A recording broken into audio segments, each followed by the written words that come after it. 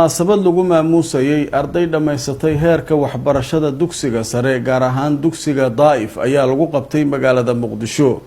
Wariyaheena Maxamed Cismaan Daahiye ayaa warkan magaalada Muqdisho nooga soo diray. Munaasabadan ay ku qalin jibinayeen arday dhamaysatay heerka dugsiga sare ee waxbarashada isla markaana wax ka bartay iskuulka hoose dhexe sare ee Daa'if ayaa waxa ka soo qayb galay arday, waalidiin, macallimiin, mas'uuliyiin ka socotay jaamacadaha dalka iyo maamulka degmada wadajir ee gobolka Banaadir. munaasabada intii ay socotay ayaa lagu soo bandhigay ruwaayado, heeso iyo khudbado ka turjumaya ahmiyadda ay leedahay waxbarashada waxaana ugu horeyn goobta ka hadlay qaar ka mid ah waalidiintii ka soo qayb galay munaasabada. anigoo ku hadlayo magaca maamooyinka alxamdulilaahi rabbil caalamiin waxa lagu duceystaa ilaahay xaqahana waafajiyo waxaan aaminsanahay inaan haysano iskuul fiican oo ardaydeena aan ku aaminay macallimiin fiican alxamdulillah rabbil caalamiin waa macallimiin da'yar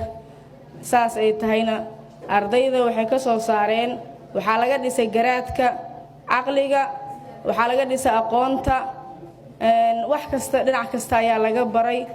bacda allah waxa mahaddan iskale macallimiinteedii oo kala qaadaynin ilaa la soo qabtay ciyaalkeena maanta heerkaan soo istaajiyay qaas ahaan aniga ciyaalkayga oo maanta af Soomaali aqoonin oo kaale haddaan iraado aan maanta ii soo jeesanaynin macallimiintii la soo garab qabtay waxaan u soo istaagnaa u mahad celiyo. waxa sidoo kale goobta ka hadlay Axmed Muumin Cali maamul ku xigeenka dugsiga hoose dhexe sare ee Daa'if waxa uu ku dheeraaday ahmiyadda ay leedahay waxbarashada. ardada qalin jibinayso maanta waxaad joogtiin heer bilow ah waxbarashadii waa idin bilow shalay iyo wixii ka horeeyay waxay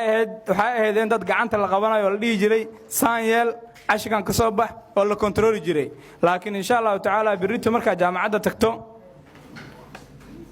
waxa ku hor yaalo nimbo nafta shaqal dhaho nimbo nafta adig kaliga ha mas'uuliska habis cid ku daba taagan ma leh cid ku kontroolaysa ma leh xiisado lagu jiro amarka qaar bixi kartaa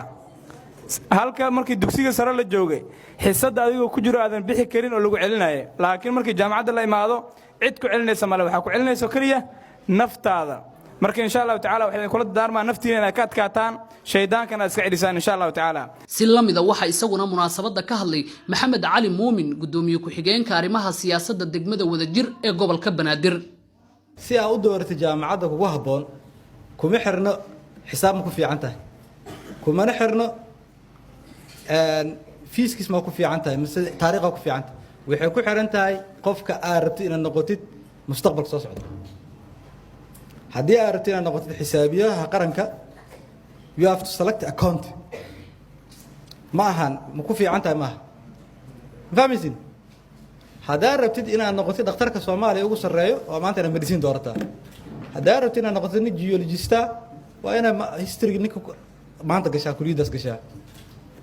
sidaas darteed marka ku dadaala waxa sameeysan bilowga horeeto intii aad ku dooran lahaydeen maxaad ku fiican tahay oo secondary gradeska aad soo heshay markiska waxa ma tarayso jaamacadda maalinka bilowday waxa laga bilaabi doonaa this is even this is odd numberka waxa la dhahaa dhamaan Allah kana waxa la dhahaa kisi Allah meesha laga bilaabaa. ugu dambeynna qaar ka mid ah ardayda ka qalin jibisay dugsiga hoose dhexe sare ee Daa'if ayaa la hadlay Somali Cable isla markaana cabiray dareenkooda maanta. aad iyo aad ayaan faraxsanahay maanta farxadeeda mid la soo dhawi karo maahan awalan waxa mahad Allah subhanahu wa ta'ala markaan waxa mahad leh waalidiinteedii hooyadii aabahay ugu horeen aadan ugu faraxsanahay maanta ay tahay qalin jibinteeda